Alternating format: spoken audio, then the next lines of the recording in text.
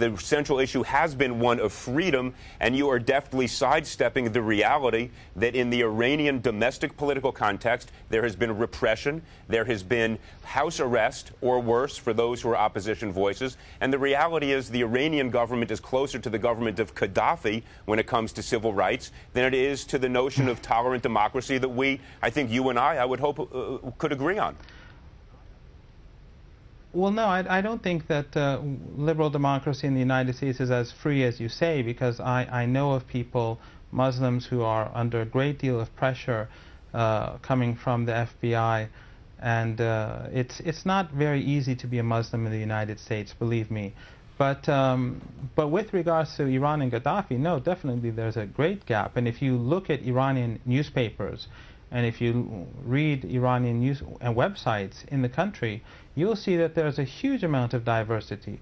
There's a great deal of difference between, for example, what the head of parliament in Iran says and believes and what the Iranian president says and believes. And you see that the reformist faction in parliament exists. And by the way, they've recently condemned Mr. Mousavi, the reformist.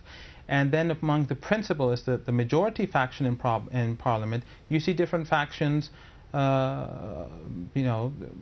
arguing against one another. So you do have checks and balances in this country. I think that the problem really is that in the United States, Iran is caricatured to a great degree. I'm not saying that Iran is a utopia, and neither is the United States, and neither is any other country. Professor, utopia. But the fact remains is that Iran is not what Americans are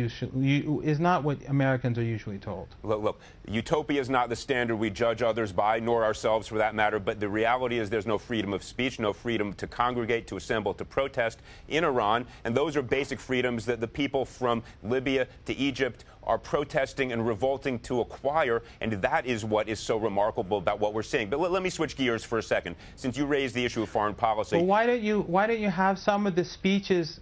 Why don't you have some of the speeches made by parliamentarians in Iran translated? Some of the websites in Iran that speak about the Iranian president, about his policies, and attack him severely. Why don't you have them translated? And then you'll see that, no, there's a great deal of openness in the country. We do. Yes. And what I remember recently is that both Mousavi and Karoubi, the chant in the parliament was for them to be killed because they were leading protests against Ahmadinejad. So, again, let's not get sidetracked by that. I have a totally separate type of question for you. No, that's... chanting a few people chanting slogans, that is symbolic. That has nothing to do with actually killing anyone.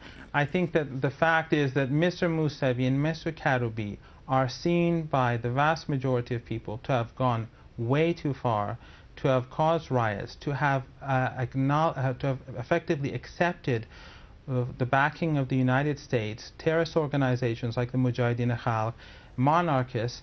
And this is just something that in Iran is unacceptable.